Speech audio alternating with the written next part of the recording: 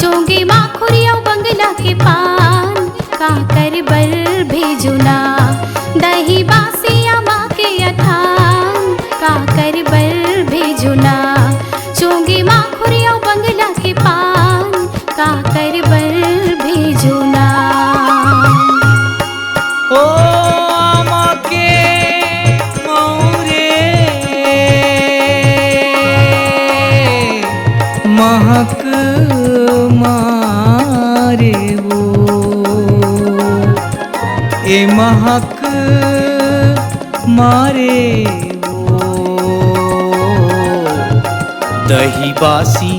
औआमा के अथान तोर सुरता माँ समागे चोंगी माखुर औ बंगला के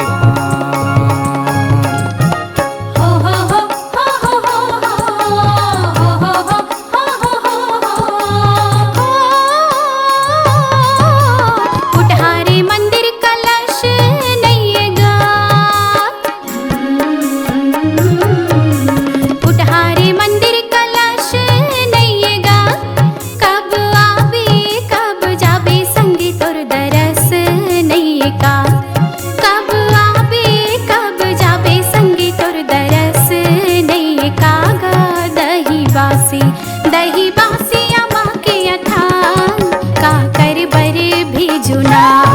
चोंगी माखुरिया बंगला के पान काकर बर भेजुना।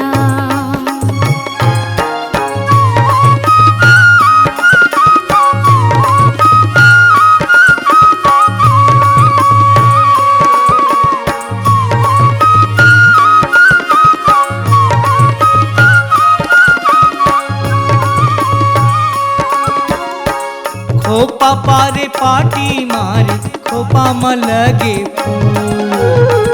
खोपा पारे पाटी मारे खोपा म लगे फूल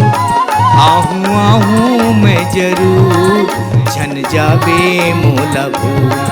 आहूँ आहूँ मैं जरूर झन जाबे मोला भूल झन जाबे मोला भूल झन जाबे